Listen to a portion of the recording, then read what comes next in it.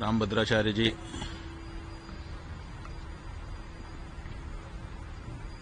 सबकी निंदा करते हैं।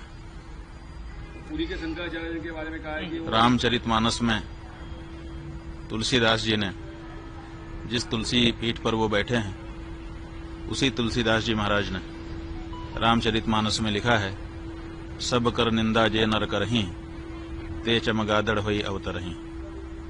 तो सबकी निंदा करने से चमगादड़ की योनि में जाना पड़ता है, ये बात तुलसीदास जी महाराज कह रहे हैं। और उन्हीं तुलसी जी के नाम पे पीठ बना करके बैठे हुए रामभद्राचार्य जी सबकी निंदा कर रहे हैं।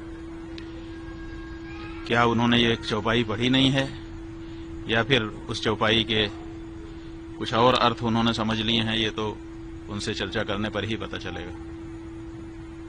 रामभद्र जी ने कहा है कि उन्हें 1 लाख क्या कहते हैं शुभ लोग आते हैं, तो क्या कहेंगे आप? ऐसा है कि दावा किया है उन्होंने कि हमको कभी कहा है कि 1 लाख पन्ने याद हैं पृष्ठ, और कभी कहा है कि 1.5 लाख पन्ने याद हैं पृष्ठ।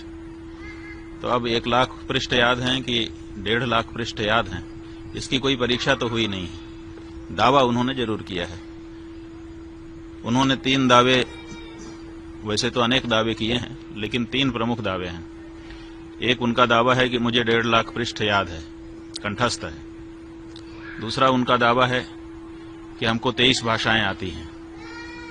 और तीसरा उनका दावा है कि मैंने राम जन्मभूमि में जो गवाही दी उसके कारण फैसला हो गया। लेकिन इन तीनों दावों की पुष्टि अभी नहीं हुई है, क्योंकि 1.5 लाख पृष्ठ उनके कंठ में हैं, कभी परीक्षा तो हुई ही नहीं है। तो बिना परीक्षा के दावा ही है।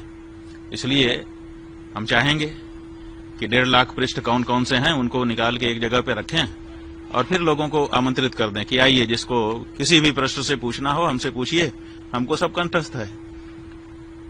150 पृष्ठों से 1.5 लाख पृष्ठ याद हैं, तो कम से कम 150 पृष्ठ एक बार पूछ लिए जाएं, कोई भी पृष्ठ, और उसके बाद अगर वो सब सुना देते हैं तो सब लोग जय जयकार करेंगे, हम लोग भी जय जयकार करेंगे, है ना। ये विश्व के लिए बड़ा अचंभा होगा कि हमारा एक संत 1.5 लाख पृष्ठ कंठस्थ करके बैठा है। तो हम चाहेंगे कि अब ये मौका आ गया है कि वो 1.5 लाख पृष्ठ कौन कौन से हैं छांट दें और उनको एक मेज पर सजा दिया जाए और फिर लोगों को बुला लें। 150 पृष्ठ केवल पूछे जाएंगे। अगर 150 पृष्ठ कंठस्थ उनको हो गए उनमें से, तो हम लोग मान लेंगे कि सब कंठस्थ हैं। वो कहते हैं कि 23 भाषा हमको आती है। अभी तक उनका कोई भी वीडियो YouTube पर खोजने से हिंदी के अलावा दूसरी भाषा में मिलता नहीं है। तो अगर 23 भाषा आती होती तो 23 भाषा में उनका कोई न कोई प्रवचन होता कहीं न कहीं। तो 23 भाषा कौन कौन सी है उसकी सूची वो बता दें। तो 23 उन भाषाओं के जो विद्वान हैं उनको हम लोग भेजेंगे। 40-40 मिनट का एक संवाद उसी भाषा के विद्वान के साथ उनका हो जाए। जय जयकार कौन नहीं करेगा, सब करेंगे। और तीसरी बात यह है कि वो कहते हैं कि राम जन्मभूमि में हमारे कारण फैसला आ गया, हम ही हैं। तो वहां के वकीलों ने तो इसके विरुद्ध बताया है, वहां के जज ने तो इसके विरुद्ध बताया है, इसलिए इसमें भी शंका हो गई है। इसलिए इस बारे में भी प्रमाण उनको सामने रख देना चाहिए और ये कहना चाहिए कि जो वकील और जो जज कह रहे हैं वो गलत है। लेकिन ये नहीं उन्होंने कहा है। जो उनको गलत बता रहे हैं उनको उन्होंने गलत नहीं कहा है, प्रेमानंद जी को गलत कह रहे हैं। और प्रेमानंद जी क्यों गलत हैं? क्योंकि वो संस्कृत नहीं बोलते हैं। तुलसीदास जी जिनकी पीठ पर आप स्वयं बैठे हुए हो, उन्होंने भी तो अवधी भाषा में रामचरितमानस लिख दिया। संस्कृत में क्यों नहीं लिखा उन्होंने? क्या संस्कृत बोलना ही विद्वत्ता होती है? क्या गोस्वामी तुलसीदास जी विद्वान नहीं थे कि वो अवधी भाषा में महाकाव्य की रचना कर रहे थे, अवधी भाषा में राम जी के गुणगान कर रहे थे? अगर संस्कृत में बोलना ही विद्वत्ता है तो इस सिद्धांत के अनुसार तो तुलसीदास जी भी विद्वान नहीं आपकी दृष्टि में होंगे, क्योंकि उनका तो सारा का सारा साहित्य, चाहे वो बरवे रामायण हो, चाहे वो गीतावली हो, चाहे कवितावली हो, चाहे हनुमान चालीसा हो, चाहे बजरंग बाण हो, छोटे से छोटा बड़े से बड़ा रामचरितमानस, सब कुछ अवधी भाषा में है, संस्कृत में नहीं है। तो क्या तुलसीदास जी विद्वान नहीं थे?